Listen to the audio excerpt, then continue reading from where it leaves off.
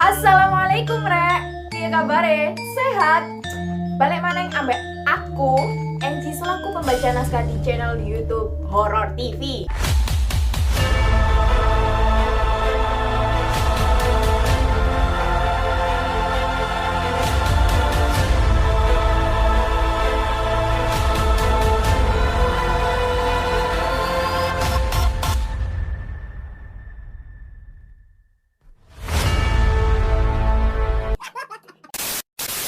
Kali ini aku mau membahas tentang kisah horor hantu di Indonesia. Selain memiliki keanekaragaman adat istiadat dan budaya, Indonesia juga memiliki cerita-cerita horor yang beraneka ragam.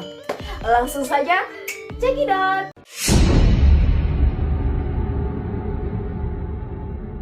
Kuntilanak atau biasa disebut dengan Miss K adalah hantu yang dipercaya berasal dari perempuan yang hamil lalu meninggal atau wanita yang meninggal karena melahirkan yang tidak sempat mengeluarkan anaknya. Nama Puntianak merupakan singkatan dari perempuan mati beranak. Pada cerita rakyat yang beredar, kota Pontianak mendapatkan namanya karena konon Abdurrahman Al-Qadari, pendiri Kesultanan Pontianak, pernah diganggu dengan hantu ini karena ketika akan menentukan tempat mendirikan istana. Berdasarkan sejumlah sumber, nama Pontianak ini berasal dari kisah Abdurrahman Al-Qadari yang sering diganggu oleh wujud hantu kuntilanak pada saat ia sedang menyusuri Sungai Kapuas. Tempat tersebut bernama Kuntin yang banyak dihuni oleh etnis Tionghoa di sepanjang pesisir Sungai Kapuas.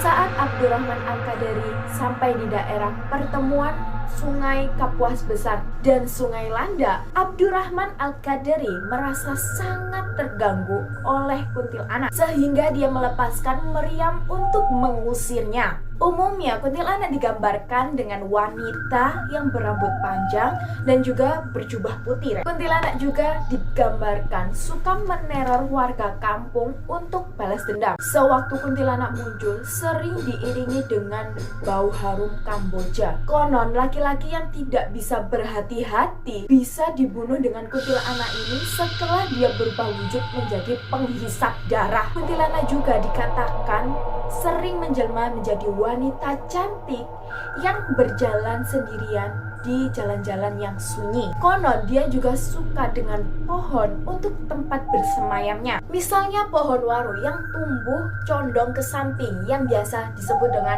waru doyong. Mitos yang beredar, jika ada pohon waru yang condong, pasti di situ ada kuntilanak yang bersemayam. Berdasarkan kepercayaan masyarakat Jawa, bila ada orang hamil tidak akan diganggu oleh kuntilanak jika orang hamil itu ketika berpergian dengan membawa pisau, gunting, paku, pokoknya benda-benda tajam.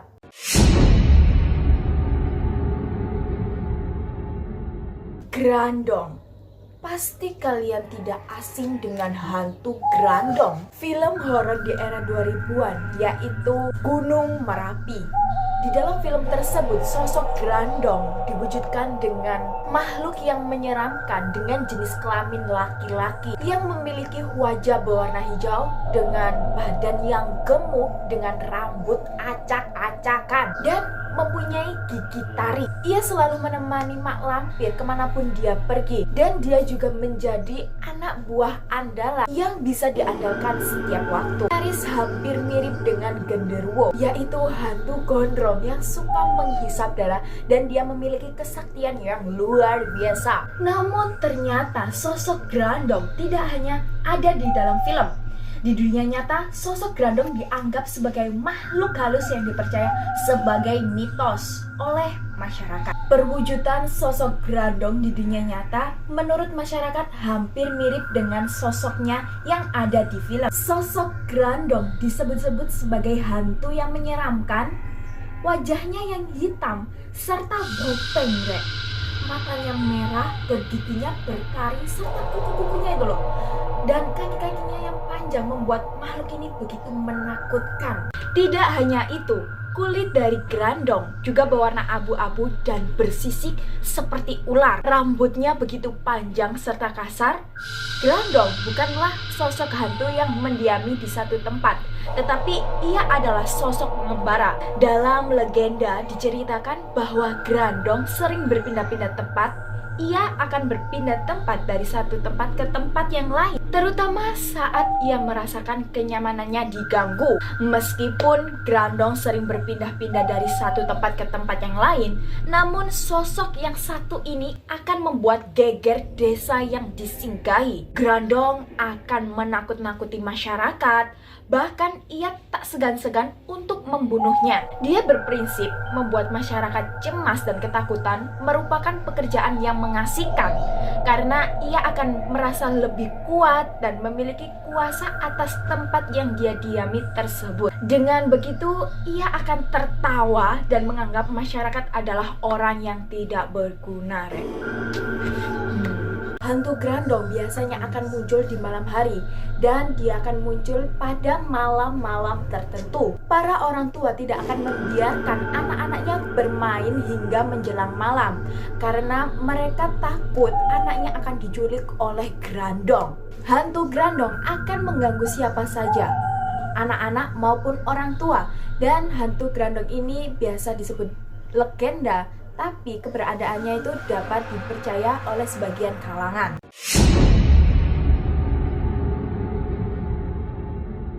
Kuyang, hantu yang terkenal dari Kalimantan hingga meluas ke seluruh Nusantara. Saking terkenalnya, mitologi ini sampai diangkat di layar lebar. Tapi yang membuat aku heran, kenapa ya hantu Kuyang ini meskipun terkenal tapi kok tidak pernah diadakan di talk show gitu loh, diajak Q&A gitu kan, biar enak, biar kita mendapatkan data-data yang real. Dalam cerita yang berkembang, Kuyang ini dipercaya jelmaan dari manusia yang menuntut ajaran ilmu hitam untuk mendapatkan kehidupan abadi. Hantu Kuyang adalah hantu yang suka mengincang dan menghisap darah dari seorang ibu yang telah melahirkan bayi. Kuyang juga diyakini sebagian orang adalah jelmaan dari kegiatan pesugihan seperti babi ngepet ataupun tuyul dan kisah persugihan lainnya. Pada gambaran wujudnya, Kuyang merupakan hantu kepala dengan isi tubuh terurai keluar, tetapi masih menempel tanpa kulit, dan Kuyang dapat terbang. Di siang hari, seorang Kuyang akan menjalani hidup seperti halnya orang normal. Namun, biasanya ia mengenakan pakaian berupa baju panjang dengan ciri-ciri selendang yang dililitkan di lehernya. Pada malam hari, Kuyang akan terbang mencari darah bayi yang baru lahir, guna menambah kekuatan ilmunya. Biasanya yang menjadi sasaran adalah seorang ibu yang sedang melahirkan anaknya. Jika tidak mendapatkan wanita yang akan melahirkan, Kuyang biasanya berkeliaran ke pemukiman penduduk untuk mencari sisa pembalut wanita yang dibuang sembarangan, Hayo, hati-hati lo ya.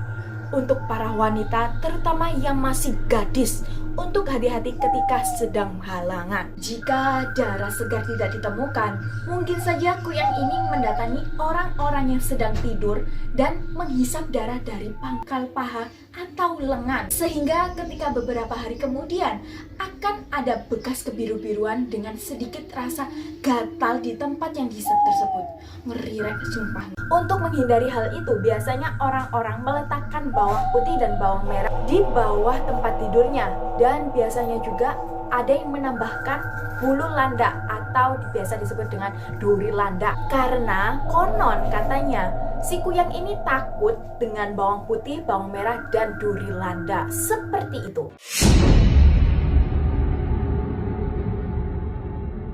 Suster Ngesot. Hantu ini dikenal dengan Suster Ngesot karena mengenakan baju seperti suster dan jalannya itu ngesot-ngesot gitu, Masyarakat sendiri banyak yang mempercayai keberadaan hantu ini. Berawal dari Rumah Sakit Cipto Mangunkusumo Jakarta, di rumah sakit itu dikabarkan ada suster yang mati tapi tidak wajar. Pada suatu malam, ada seorang suster yang bertugas di malam hari untuk menjaga menjaga pasien di rumah sakit. Suasana pada saat malam itu sangat sunyi dan sepi, dan suster tersebut tidak menjaga sendirian, tapi dia ditemani oleh seorang dokter juga. Ketika sedang berjalan ke laboratorium.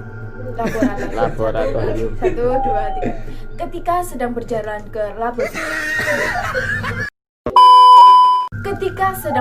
ke laboratorium, suster itu dihalangi oleh dokter jaga. Karena para suster tersebut cantik, tak habis pikir sang dokter memperkosanya dan membunuhnya secara sadis dan brutal. Kaki suster tersebut diamputasi dan dikuburkan di ruangan laboratorium itu. Hantu yang satu ini sempat booming hingga diangkat ke film layar lebar.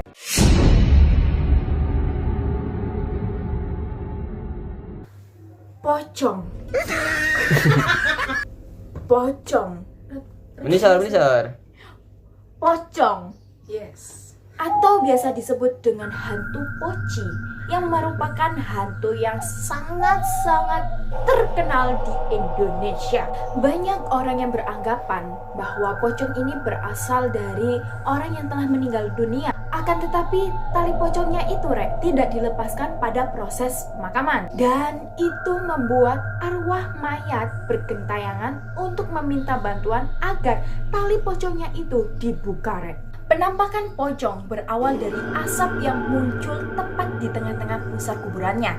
Lalu asap itu akan menjadi makhluk kecil yang lompat-lompat dari kuburannya ke arah kakinya, kemudian dia melompat lagi ke arah kepalanya. Kali ini menjadi makhluk yang seperti bayi besarnya. Selanjutnya ia akan melompat lagi ke sisi sebelah baratnya. Lalu sempurnalah wujud pocong tersebut. Dan kemudian pocong akan berkeliling ke kuburannya sebanyak 1 kali meski kondisi kakinya itu terikat. Dan setelah menjadi sosok pocong yang sempurna, ia akan terbang melayang untuk menakuti manusia. Dan yang mengerikan itu bola matanya itu berwarna merah tapi mau keluar, dan alisnya itu tidak ada, juga daging di kulit wajahnya itu nggak ada. Jadi sebenarnya pocong itu perwujudan makhluk halus, bukan arwahnya orang meninggal seperti itu. Oke itulah sedikit kisah cerita dari hantu-hantu yang ada di Indonesia. Dan semoga menjadi koleksi cerita-cerita horor dan creepy kalian Tapi kalau menurutku hantu di Indonesia itu nggak ada harga dirinya Ya gimana lagi, kan banyak itu ya video cuplikan hantu dikejar-kejar, hantu dilempar batu. Setelah itu hantu itu dicari, kemudian diinterogasi asal usulnya. Kan nggak ada harga dirinya gitu loh, nggak ada yang takut. Oke kalau kalian pengen request next konten kita ceritanya apa, bisa kok kalian langsung komen di kolom komentar dan DM ke medsos kami. Linknya ada di bawah Wes ojo lali untuk like, komen, share, dan subscribe. Tetap melangkah walaupun agak barbar. Ambil sidik ya kalau ojo sampai moseng Sehat terus, ojo lali 4 sehat 5 sempurnanya di hari-hari ambiar kalian. Tatak terus Yudes.